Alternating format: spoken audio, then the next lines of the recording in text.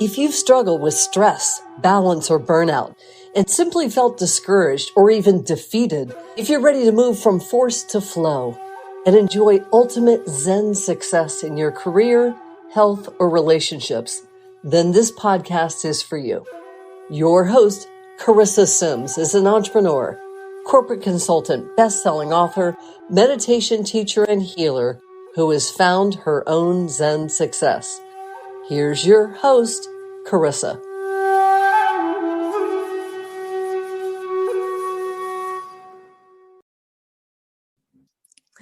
Welcome to this week's episode of Zen Success. Today, I have the pleasure of speaking with Batoul Ajlouni. Batoul is the award-winning author of Ditching Success, a career ventured, a life regained. That's so powerful.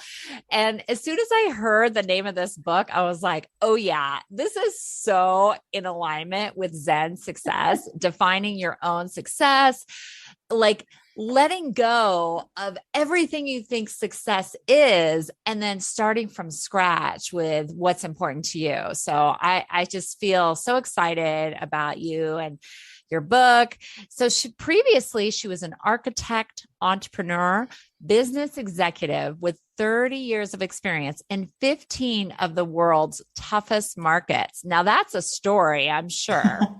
She co-founded her company at 24 before serving as the VP of business development at a leading IT firm, helped it grow into a multinational corporation, a prominent businesswoman engaged in activities and public speaking events on design, business, technology, and women and youth empowerment.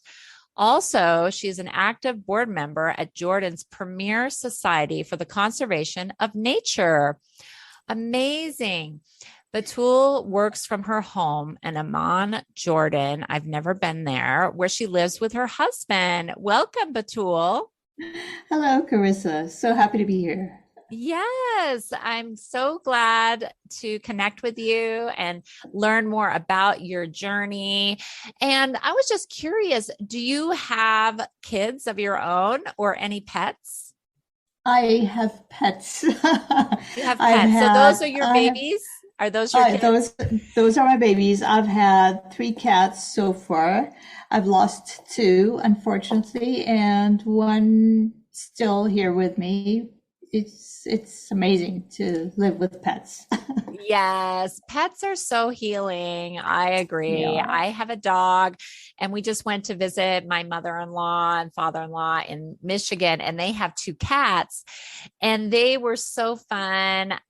They were just kittens, but now I think they're like 2 years old or something, and they're just playful and loving. And I mean, I'd say I'm more of a dog person. They say, you know, you're either a cat person or a dog person, but I do love cats. And when I grew up, we grew up with cats and dogs living together. I think it could be both. I mean, I adore dogs as well. It's just I think dogs need more taken care of than cats are just more independent. Yeah. And because of my work and everything, it was a lot more difficult for me to have dogs to take care of. So we just went ahead with cats, and they're just adorable. But whenever I see a dog, I just you love dogs too. Run out and hug them. Oh my gosh, that's wonderful. Okay, so what about your husband? How did you meet your husband? Oh, that's part of my business career story as well. It is. It is. It's an interesting story. Okay. Okay. So as you mentioned, I'm an architect, or was an architect, because I practiced architecture for 2 years. Mm-hmm. During those 2 years, the company I was working with had an office in a building where my husband he had a friend who worked there. In the same building, not in the office, but in the same building. And we just started seeing each other, and we became friends with each other and with others' friends as well. And we started going out together as friends at the beginning. And then things just developed, and we dated for about 6 years before getting married. But that's wonderful. That's a good long time. It is. It is. And the second year that we started dating, actually, he brought to me the idea of the new venture that was about to start, and that they were looking for new partners and everything, and asked me if I was interested in becoming a partner in this new venture. And I said yes, of course, after I heard all about it. And that's so he got me into this entrepreneurship thing. Come to think about Oh, that's cool. it. What was the business that you were a partner with? It was so I worked as an architect for 2 years. I felt it was a bit not enough of a challenge for me. It Uh-huh. was great and everything. I was just not having enough of what I wanted, what I Yeah. needed.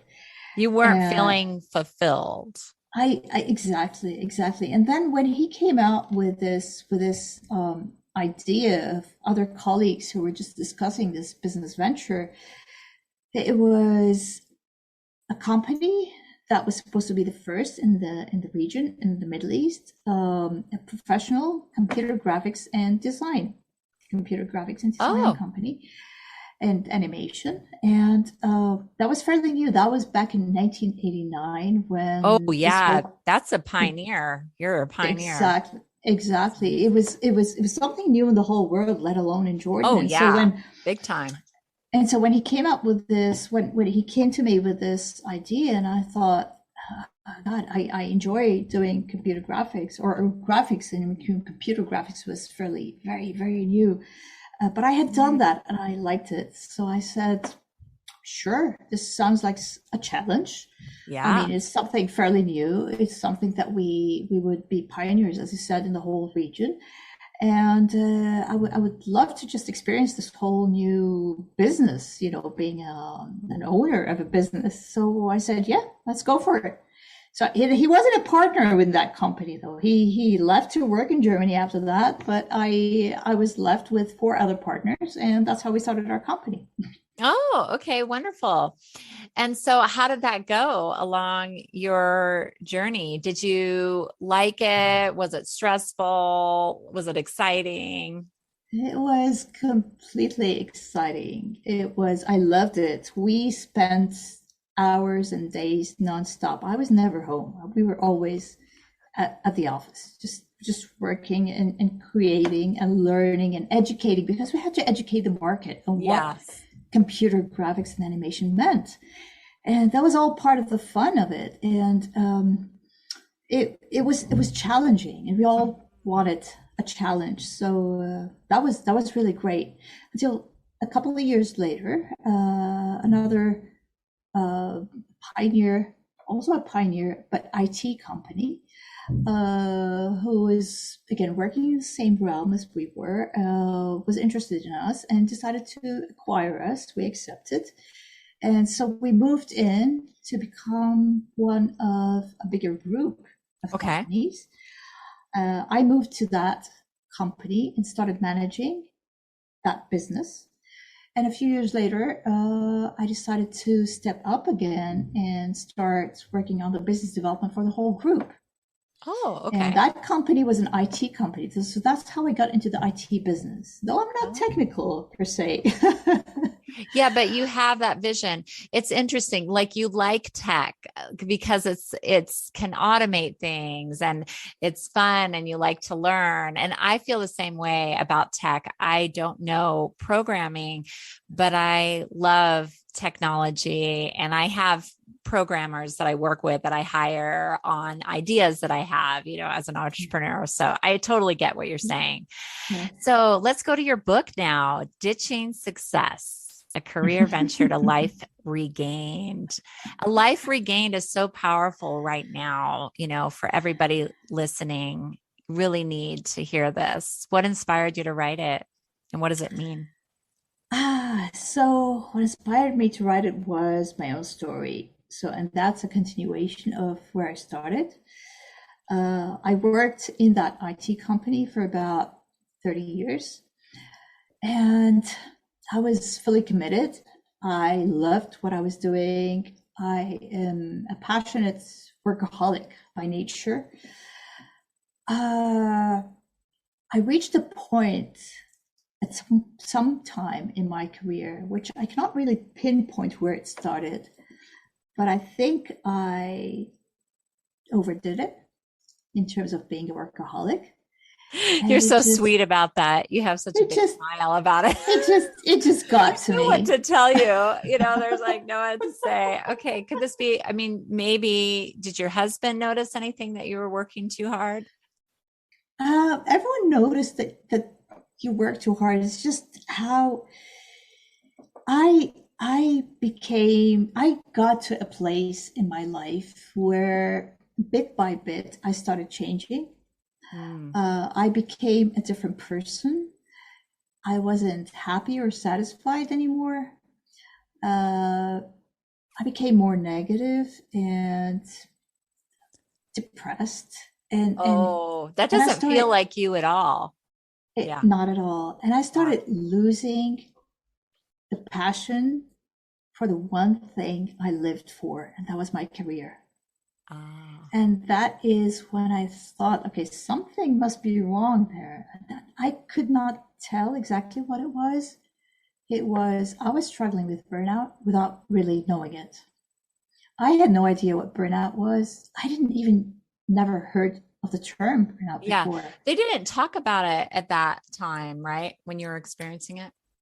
They didn't. And I wasn't even interested in it because every time someone would tell me you're working too hard, even some of my team, my employees would start saying that you're working too hard, shouldn't do this, just take a break, take it easy, whatever it is, because they started saying how different I was becoming, how stressed I was. And I kept on telling them, no, this is normal, but it wasn't.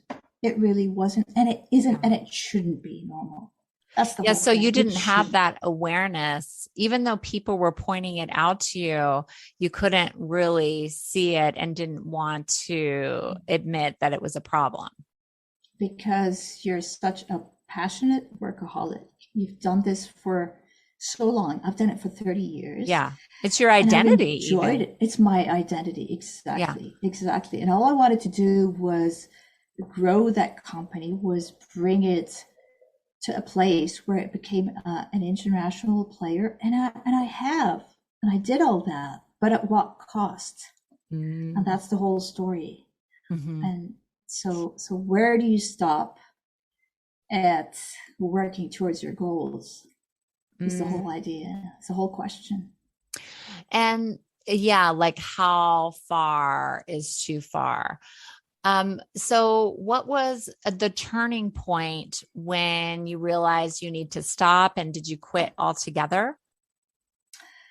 It was, first of all, it was just a number of signs. I had physical, emotional, spiritual, psychological and mental, different symptoms that I had. And they all happen at one time, simultaneously. So there isn't like a point where this is started happening. It just builds up bit by bit, bit by bit. And that's why I don't know it. I think it all started when I started literally waking up in the morning and thinking, gosh, I have to go to work today. And I was wearing a smile on my face.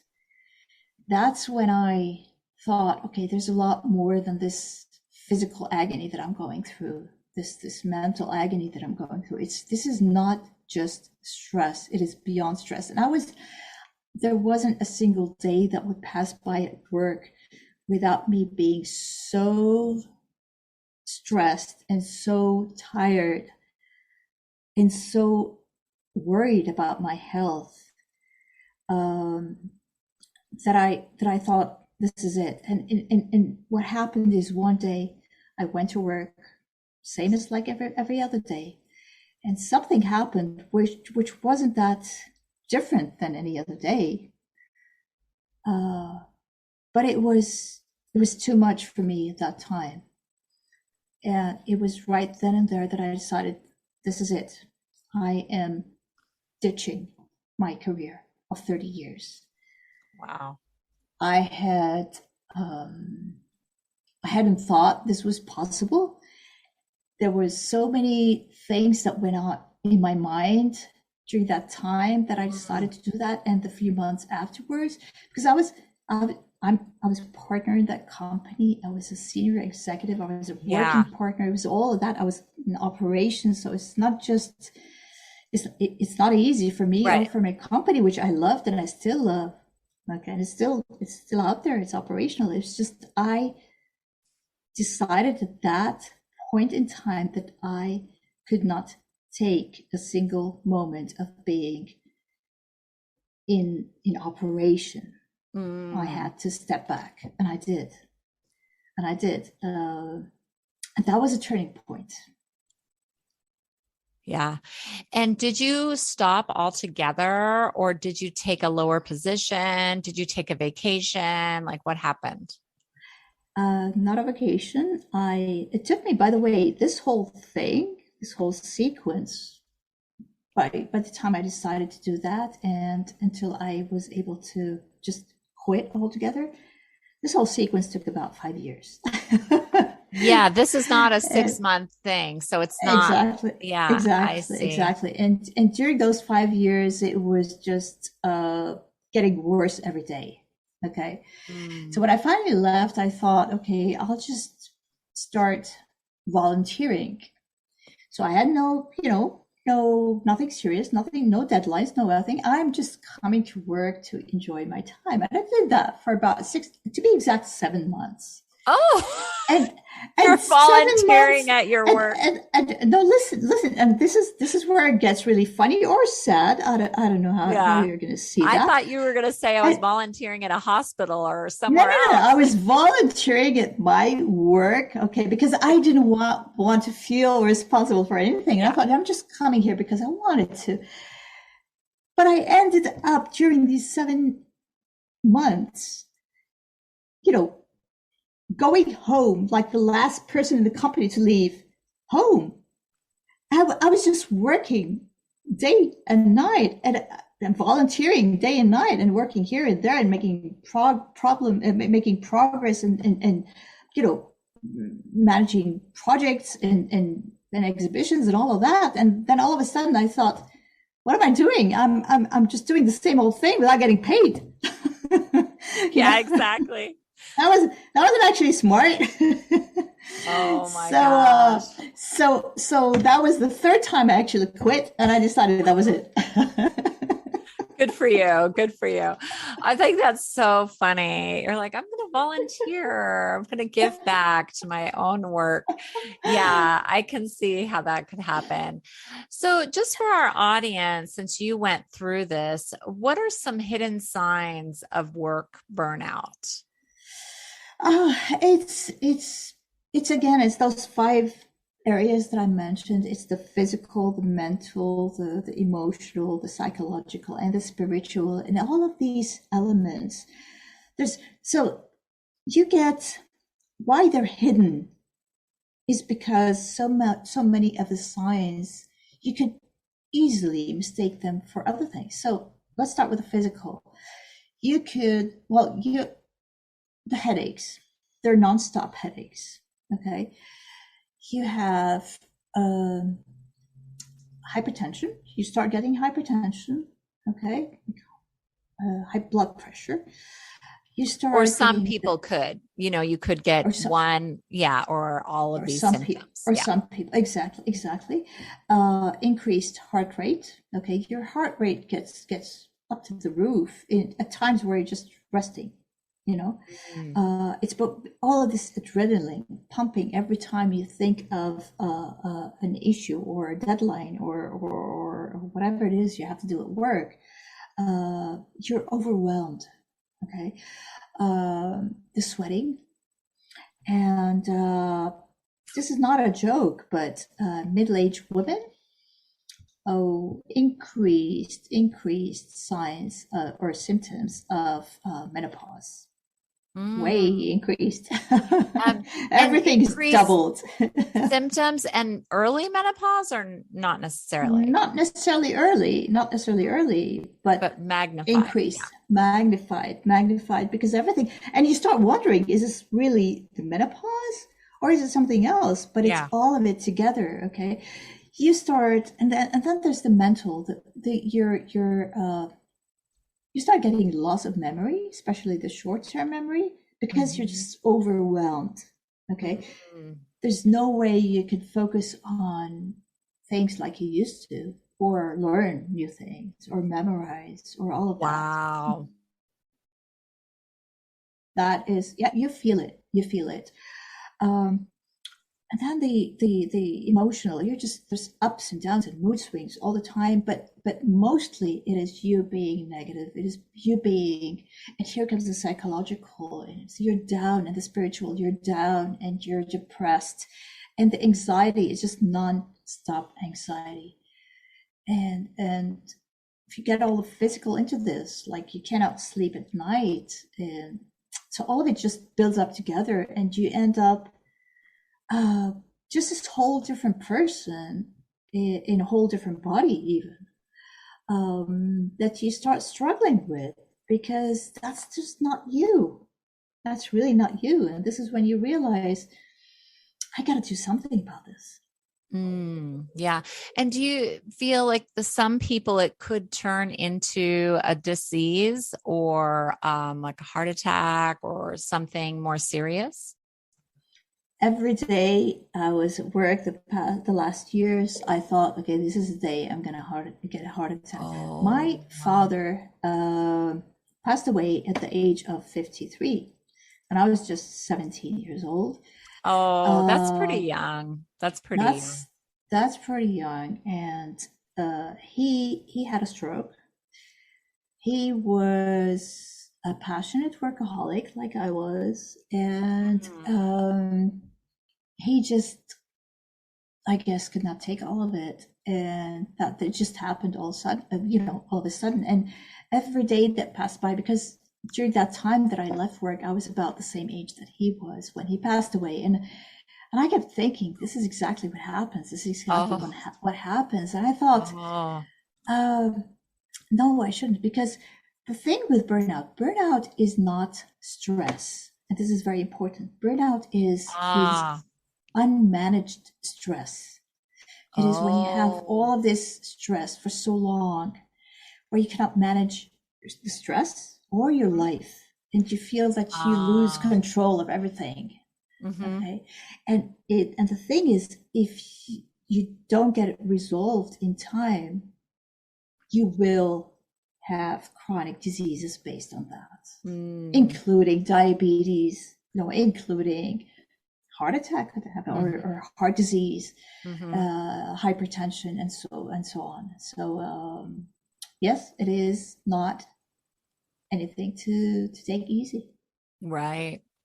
Now, I know we're kind of focused on, the negative stress and burnout, but have you ever thought about or studied EU stress, like a positive stress, and know how that can incorporate into your life? I have not. I Yeah. have not. Well, it's just things like it's kind of like how you were saying when you got into tech, how you were really excited. It's like that enthusiasm, or like running, or like exercise could be good stress.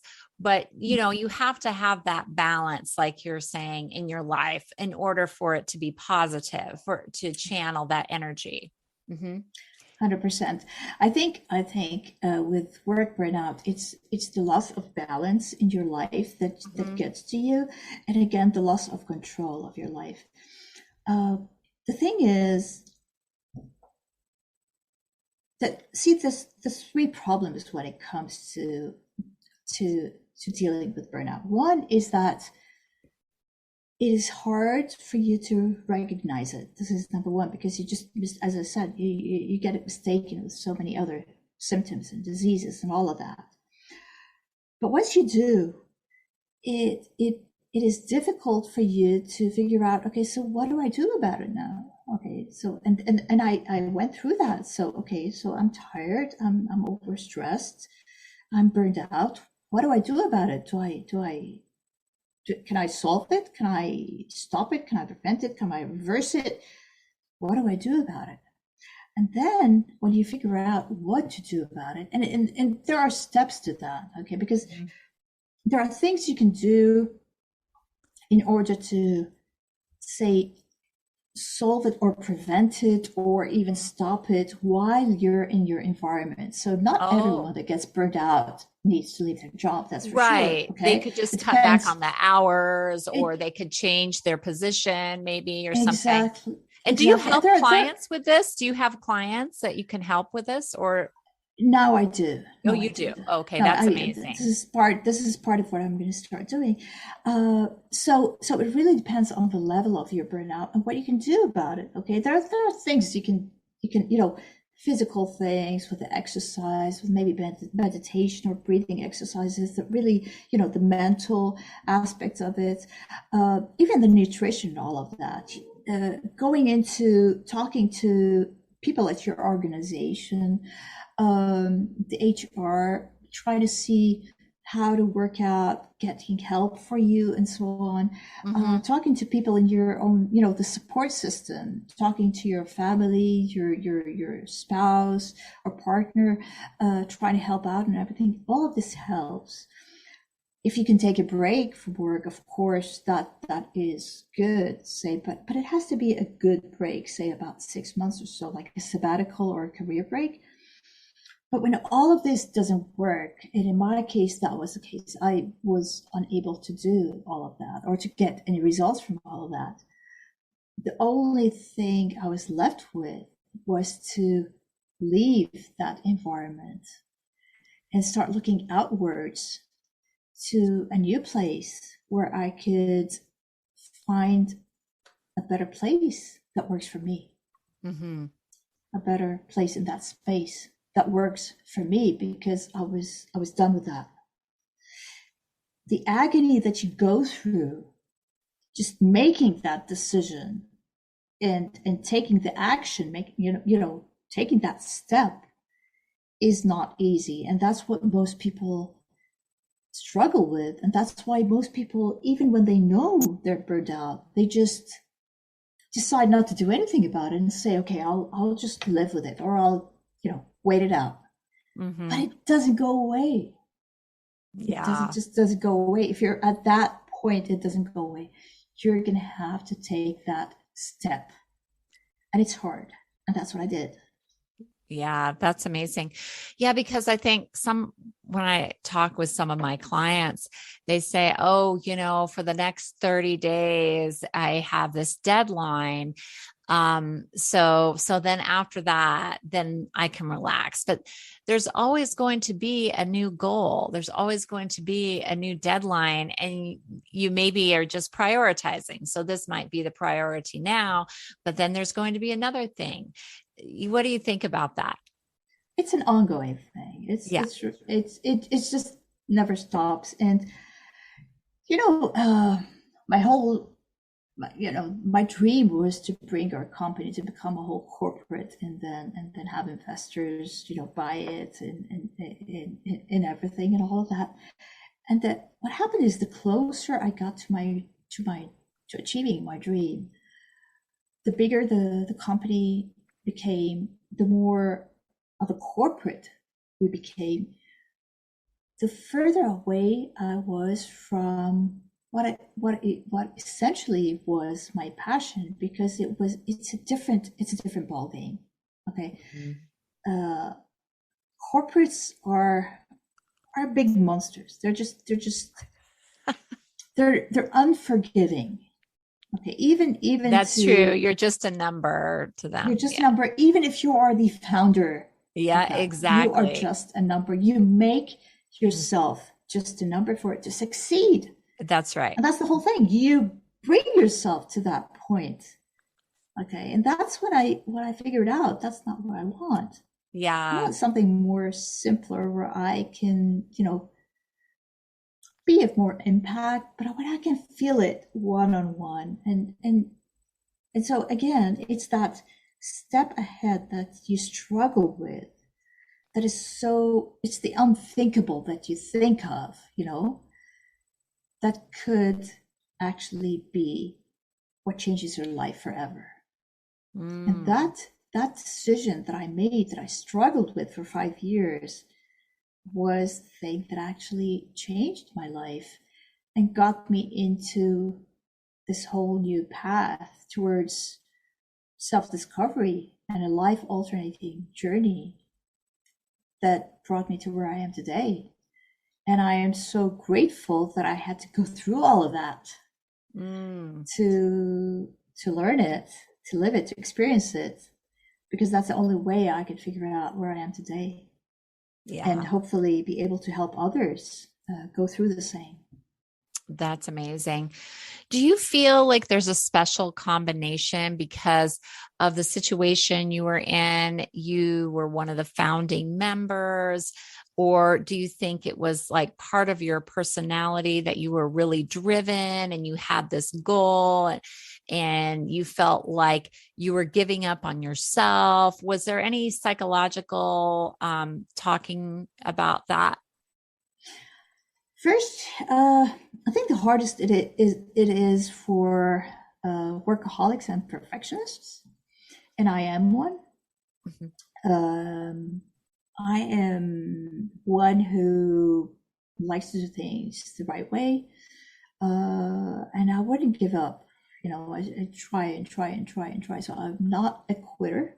Yeah, and that's important, because when you reach to the point where you have to quit, you feel.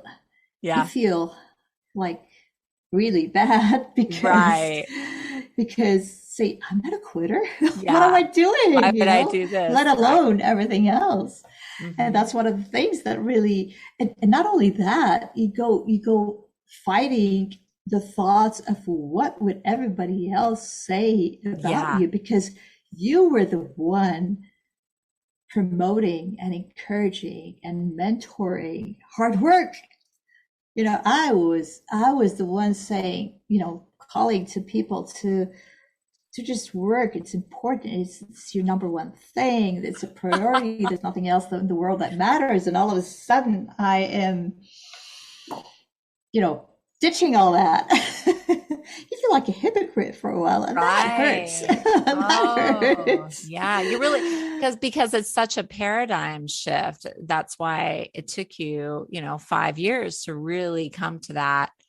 Yeah, that's really insightful. So for our audience, reinventing your life. So I want to talk about how you moved from the burnout to reinventing your life, because for you, was it becoming an author, a speaker? Like, how did that shift? So I wanted to write all of my life. I haven't never tried, but I love reading. This certain passion I have in books. It's unbelievable. I lose myself in a book. And I always wanted to be a writer, but I never tried. And I thought, okay, one day when I have the time, I'm going to do that. That didn't occur, that didn't happen immediately. What you go through at the beginning, there has to be a time for what I call detachment. You have to detach, and that takes time. At the first good few months, all I did was I was binge watching old series, 200 episodes, believe it or not, 200 episodes of The Little House on the Prairie. Oh, that was my show. In a whole month. And what I loved about this was the innocence and the simplicity of their problems and their issues. Okay, they had major problems, but it was just so simple life that I missed, Yeah. I just didn't want to do, I didn't want any deadlines. I did not want any order in my life. And that's the thing that you go through, because your whole life is order, deadlines, day in, day out and all that. So the first reaction is to just break out of that order. And then, wow, that's powerful. I've never heard anyone say that. Exactly. The thing is, it doesn't take you too long before you realize my gosh, I need order in my life again. because Because no, I mean, that can turn into a downward spiral as well. Like, it does. right? So It that's does. so true. Like there's a chapter in my book called Hot Chili Chocolates. And I describe all of this experience because I went into a so-called early retirement, and I describe it as eating hot. Have you ever tried hot chili chocolates? Yes. Yes. Okay. So they're one of my favorites. I love them. I love it. them. I think it's an amazing combination. It's an amazing combination. Exactly. And that's what it felt like to me at the beginning, because there's this, burn that burns you, that you want to, how can you live not doing anything? What am I going to do in my life? What is it? Am I a quitter and everything? And then there's this sweetness of chocolate, of, yes, I am free. I can sleep. I can just do whatever I want, or not do whatever I want, and all of that. And then the combination. And every bite you take, there's a tear and a smile, and this is what you feel like in the first days when you leave your career. And that's what I felt like. It was just so confusing to go through. And you go through that day by day, month by month, until you reach a point where you start saying, okay, I need more in my life. Yeah, a little more order. But I have to figure out what I need to do or what I do not want to do. And then you start reflecting on, so what is it that really got me to where I am? What is it that I did not want to do again? In my case, it was freedom. Okay. Being part of this whole work life cycle that I created for myself. Ever since I finished school, I was not free to do anything in my life. Wow. That's profound. I created this whole thing that I was imprisoned in. Yeah. Which is called work, which I created. Yeah. Okay? You created. I created with a goal that I wanted to achieve. But I was a prisoner of that. I was a prisoner of my own goal. And that's why it was so hard to get out of, because it was your dream, your goal that you want to achieve, but it's really controlling your life. So breaking away from that is what takes so much time. I'm happy that I just took my time. I'm fortunate that I was able to go into early retirement. So at least I had some sort of not as good, but some sort of a monthly income that I was able to live off. But then my entrepreneur self started kicking in again. And first thing, going through all that I was going through, I thought, no one explained this to me before. No one helped me. No one, I did not know what I was going through. So I thought, what I need to do now is to write this whole experience down and, to write a book about it. And in the form of my memoir of going through from a passionate workaholic to extreme burnout. Okay. What happened, how it happened, and what happens afterwards, and how I was able to get through all that and start a whole new life. And that's what Ditching Success is all about. So I wrote the book while I was in lockdown, and I decided, okay, because I had plans. I believe it or not, I had plans, and they were all just evaporated into thin air with the COVID and everything. And I had to stay home, literally, not moving anywhere. So I thought, okay, this is a good time to start. And I started writing my book, and I finished it by the time COVID was out.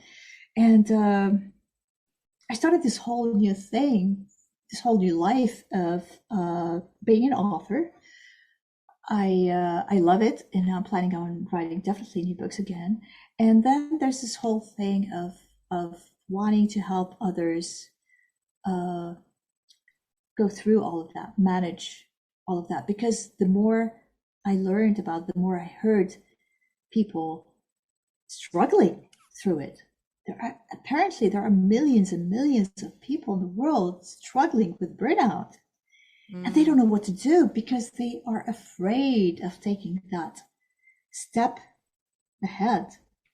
They're afraid of making that change, you know. And having gone through that, all I say is embrace it. Take that leap, embrace it. It will happen. It will happen. And there are steps to do that. Mm. Mm. Yeah, I found it interesting because I was thinking about when I was an employee. This was a long time ago. And what you talked about really hit something in me because what I really value is my freedom. And I get that as an entrepreneur, as an author. And when I had my job, I was working for an aerospace company. And by the way, they were very supportive of me, of women, because there weren't that many women in aerospace. So they had like all these leadership training programs, and they gave me like a multi-million-dollar budget and employees. So I had like a lot of power, and I was meeting with like the top execs of this aerospace and their executive leadership committee. And so I really loved all of it. And I didn't feel stressed. I didn't feel stressed at all, but I was kind of like a go-getter. I don't know if I would say I was a workaholic, but maybe. And I was just like very driven for my goals. And a lot of people around me, I don't know if they were jealous or whatever, but all of a sudden I felt like I was getting stifled from my coworkers, not from leaders. And so what I did was I decided I wanted to start my own business on the side, and I just made business cards. And then I had enough clients, and then I left. And I decided to leave because my boss and everybody told on me, oh, she has her own business. So they're like, look, he took me out to breakfast. He's like, we love you. We want you to stay, but you can't have your own business and do this job. And so I thought about it, and I was like, no, I want to try this. I want to try entrepreneurship. So I left. And it was scary, lots of ups and downs with income and everything, but it was just kind of interesting that I wasn't necessarily burned out, but I had a vision for my future that maybe wasn't in corporate, or just like in corporate here and there, because I still do consulting here and there. So anyways, I just thought I'd bring up my own story with that. But so many people are in the same place. They're either where you are, okay, but to not actually take those steps, Yeah. and struggle inside the corporate or wherever they're in their job, or they are really suffering and they still struggle, and that's where I'm hoping my story would really help them, because Powerful. Hearing someone who's done this, and when you hear somebody that's gotten out of the other side, in a better place, that hopefully encourages people to at least consider it, and start thinking about taking that step forward. And I encourage them to do that. Again, it should be the last resort. But if you're in that stage, you are really no good to yourself, to your family, or even to your business or your career or your job or whatever it is. You are just no good to anyone. Yeah. And so you're better off just starting new, and go out there, find this whole new thing. So many people say, I'm old, especially in after 50. And I said, I'm old. I'm not going to start something new again, or I'm just too tired to start looking, or what else could I possibly do? And you hear this a lot. I've been in this whole thing for 30 years. What else could I possibly do?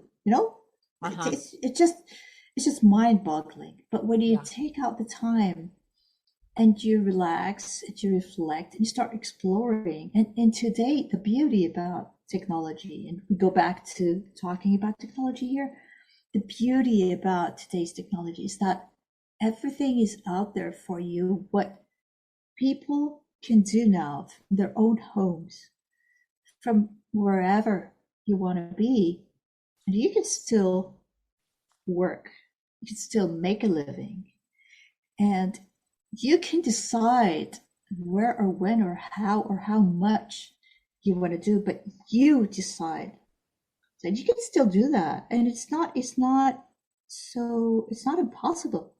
It's Mm-hmm. really not impossible. There's so much out there online to learn from, and people just learn and learn Mm-hmm. and learn. It's possible. Yeah, It's and really figure possible. out when you say learn, you mean figure out what you're passionate or interested in and just keep learning because something will spark your interest. Exactly. I mean, you could just think of, okay, I mean, not necessarily what your career was. Say, well, okay, so what's your hobby? What do you really like doing? Okay, Yeah. think about that, Mm-hmm. and then just start searching. What are, if you want to work again, what are possible opportunities for me to work? What are jobs out there, Mm-hmm. online or even your local community, that involve that hobby that you have? Mm-hmm. And you start looking into that, and there is a lot out there. If you want to work for a profit, if you want to volunteer, if you want to do a full-time job, part-time Mm-hmm. job, work from home, it's all out there. All you have to do is just do some research, but first and foremost, believe that it's possible and believe that you can do it regardless of what your career is. You Mm-hmm. are not your career. Yeah. That's amazing. And I know, being an author and entrepreneur is not for everyone. So it could be that you're going from being an entrepreneur to having a job too. Being an Why entrepreneur could not? be stressful. Sure, So you could sure. go into a job and that could provide you some relief, or maybe it's changing because my husband was traveling a lot and he kind of changed his career to work with a startup that's 9 to 5. And so now he turns off. I mean, he only works 8 hours a day, sticks to his job. And that's, he has, his boss keeps reminding him. And I think that's helpful to have people inside an organization that encourage this balance, encourage, like, don't work late at night because you already worked a full day. So it's kind of nice to see that encouragement within his job as well. 100%, 100%.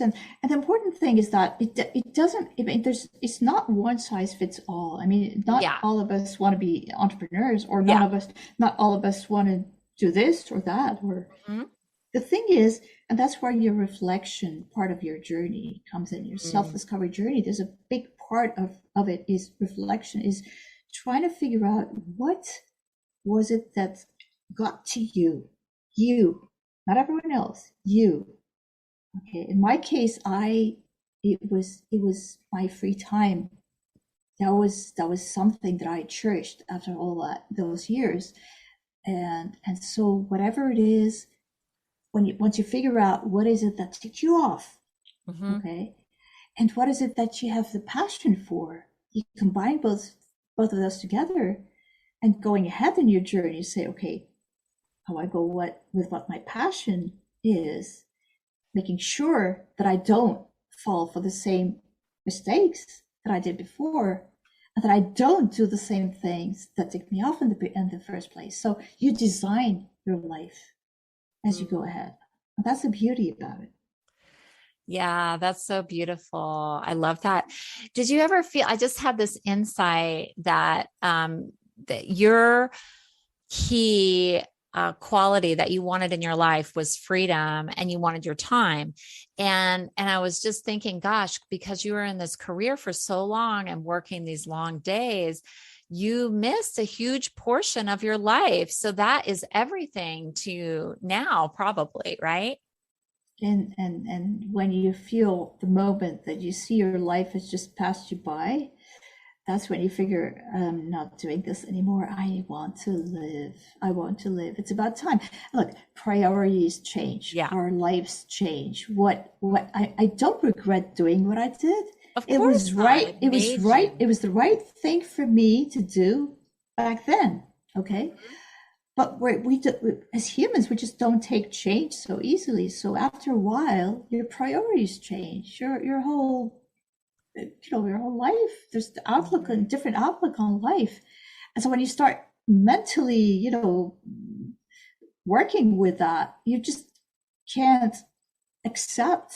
You're in denial. You can't accept that I've changed, but I loved doing that. What happened to me? Yeah. And so it's hard, but it happens, and we need to embrace change because it's just normal. As we progress in age and experience and all of that, our priorities change.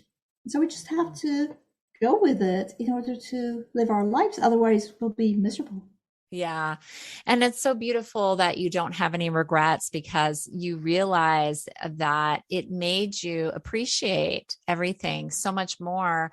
So our last question, how do you find, or for our audience, how do you find Zen, your own Zen in this crazy world? How can nature help you be more grounded?